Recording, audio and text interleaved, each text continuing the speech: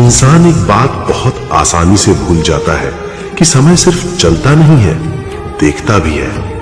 हम सोचते हैं कि किसी ने देखा नहीं तो सब ठीक है, पर ये भूल जाते हैं कि हर कर्म का एक गवाह होता है, समय।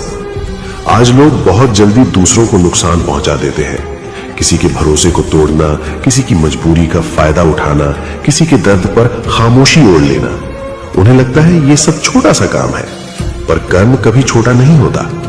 कर्म बीज की तरह होता है, आज बोया जाता है, कल नहीं पर एक दिन जरूर उगता है। और जब उगता है तो इंसान हैरान होकर पूछता है, मेरे साथ ही ऐसा क्यों? शायद इसलिए क्योंकि कभी तुमने भी किसी और को यही सवाल पूछने पर मजबूर किया था। न्याय तुरंत नहीं मिलता, और यही बात लोगों को भ्रम में डाल देती है।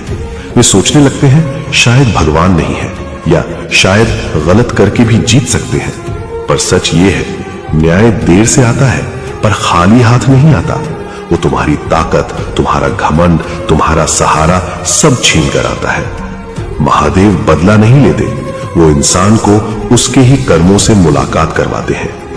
आज अगर तुम सही होकर भी हार रहे हो तो परेशान मत होना, शायद समय तुम्हें बचा रहा है अहंकार से। और जो लोग गलत होकर जीत रहे हैं उन पर जलो मत, क्योंकि समय उनके लिए सबसे बड़ा सबक लिख रहा है। याद रखना, जो इंसान गलत रास्ते से ऊपर जाता है वो ऊपर ज्यादा देर टिक नहीं पाता, और जो इंसान सही होकर नीचे चल रहा है वो नीचे हमेशा नहीं रहता। एक दिन ऐसा आता है जब समय सबके चेहरे से नकाब उतार देता है। तब न शब्द काम आते हैं न सफाई, सिर्फ कर्म बोलता है।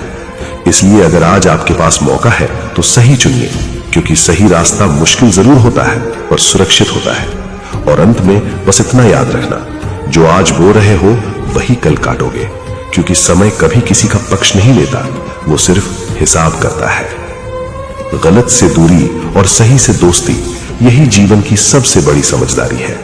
कर्म से मत भागो, क्योंकि न्याय तुम्हें ढूंढ ही लेगा। हर हर महादेव।